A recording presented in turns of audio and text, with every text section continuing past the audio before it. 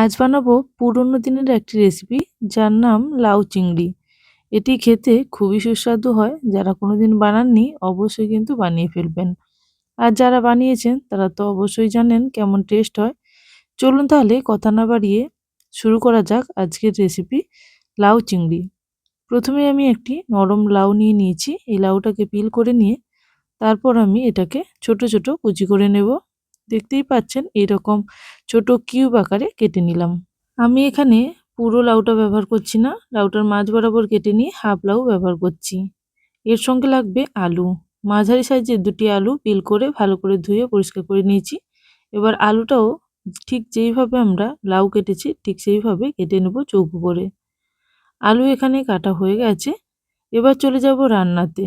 এই রান্না যেহেতু চিংড়ি দিয়ে বানাবো, আগে থেকে চিংড়ি ভালো করে ধুয়ে তারপর কিছুটা হলুদ এবং লবণ মাখিয়ে রেখেছিলাম। এরপর কড়াইতে সর্ষের তেল দিয়ে চিংড়ি মাছগুলো প্রথমেই ভেজে নেব।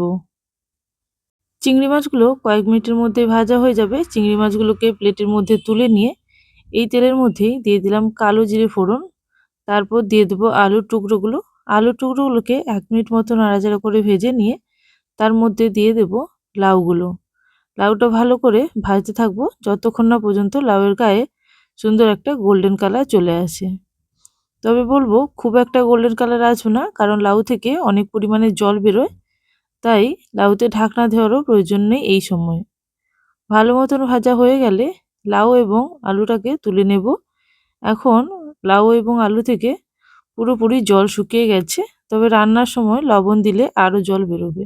এবার আবারও দিয়ে দিলাম সর্ষের তেল কড়াইতে পরিমাণ মতো। আমি খুবই কম তেলে রান্না করার চেষ্টা করছি, আপনারা চাইলে এর থেকে বেশি তেলেও রান্না করতে পারেন। এরপর তেলের মধ্যে দিয়ে দিলাম পেঁয়াজের পেস্ট। এখানে মাঝারি সাইজের দুটো পেঁয়াজ বেটে নিয়েছিলাম, সেটা দিলাম। তারপর দিচ্ছি আদা রসুনের পেস্ট, খুবই অল্প, ওই হাফ টিস্পুন মতন। হলুদের গুঁড়ো হাফ টিস্পুন, লঙ্কার গুঁড়ো হাফ টিস্পুন। সব কিছু দিয়ে মশলাগুলোকে ভালো করে কষিয়ে নেব। যতক্ষণ না পর্যন্ত মশলা থেকে কাঁচা ভাবটা চলে যায় ততক্ষণ পর্যন্ত মশলাগুলোকে কষিয়ে নিতে হবে। মশলা কষানো হয়ে গেলে এরপর দিচ্ছি পরিমাণ মতো জল। জলটা দিয়ে আবারও 1 মিনিট মতন মশলাটাকে কষিয়ে নেব। এরপর দিয়ে দেব ভেজে রাখা আলু এবং লাউ। সব কিছু দিয়ে ভালো মতন মিশিয়ে নেব। তবে তার আগে দিচ্ছি অল্প জিরে গুঁড়ো এবং ধনে গুঁড়ো।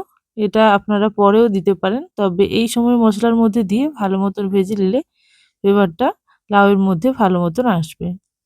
তাই এখন আমি দুটো মশলা দিয়ে ভালো মতো নাড়াচাড়া করে নিয়েছি। এবার মশলার মধ্যে দিয়ে দিচ্ছি আগে থেকে ভেজে রাখা লাউ এবং আলু। আবারও ভালো করে মিশিয়ে নেব এবং কয়েক মিনিটের জন্য নাড়াচাড়া করে যে এক্সট্রা জলটা দিয়েছিলাম সেটাকে শুকিয়ে নেব। দিয়ে আবারও নাড়াচাড়া করে নিয়ে যতটা পরিমাণ জলে আলু এবং লাউটা খুব ভালো মতো সেদ্ধ হয় সেই পরিমাণ জল দেব।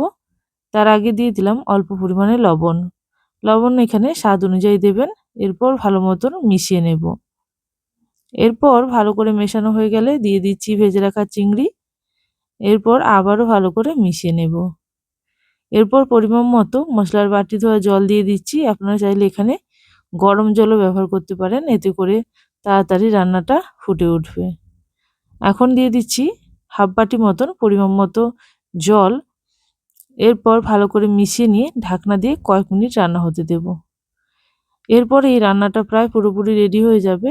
এরপর একেবারে শেষে অল্প পরিমাণে গরম মশলা ছড়িয়ে নামিয়ে নিলেই এই সুস্বাদু লাউ চিংড়ি রেডি হয়ে যাবে। এখন প্রায় 5 মিনিট মতন পরে ঢাকনা খুলে নিয়েছি। গ্যাসের ফ্লেম স্লোতে রেখেছিলাম, স্লো ফ্লেমে রান্নাটা পুরোপুরি রেডি হয়ে গেছে। এখানে আলু এবং লাউটা সেদ্ধ হয়েছে কিনা চেক করে নিয়ে তারপরে শেষে আমি গরম মশলা দিয়ে দিচ্ছি।